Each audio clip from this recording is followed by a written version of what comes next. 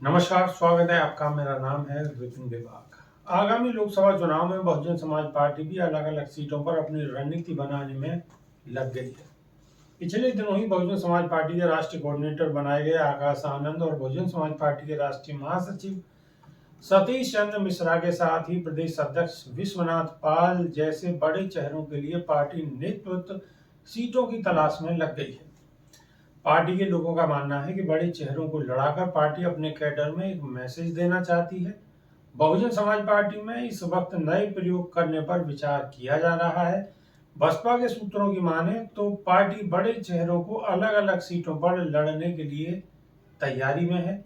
इसमें सबसे पहले मंथन बिजनौर सीट को लेकर चल रहा है, जहां 1989 में पहली बार मायावती चुनाव लड़कर लोकसभा में पहुंची थी।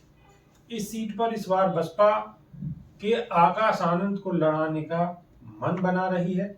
समीकरण के मुताबिक सीट पर दलित और मुस्लिम वोटर बड़ी संख्या में है, जिसके सहारे बसपा को यहां जीत की उम्मीद है। बहुजन समाज पार्टी पिछले लंबे समय तक अपने मजबूत गढ़ रहे अंबेडकर नगर में भी उपयुक्त व्यक्ति को लड़ाना चाहती है।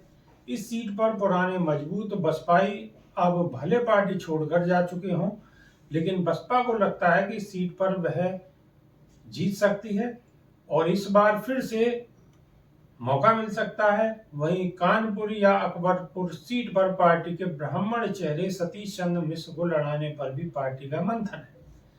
पार्टी अपने प्रदेश अध्यक्ष विश्वनाथ पाल के लिए भी अवध से लेकर पूर्वांचल तक की किसी सीट पर मंथन कर रही है।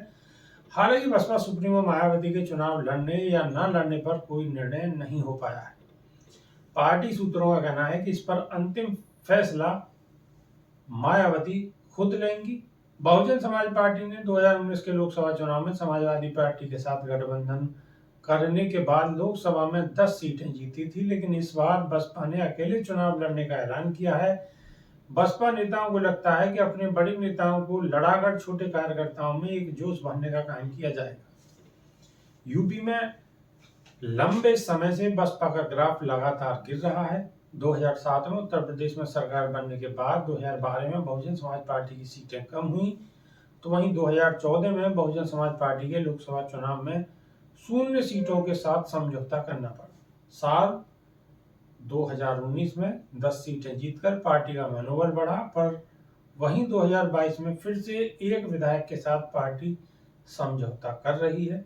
इसी कड़ी में पार्टी अपने कार्यकर्ताओं में जोश भरने के लिए बड़े नेताओं को भी फील्ड में उतारकर उनके अंदर जोश भर के उनको अलग अलग सीटों से लड़ाएगी।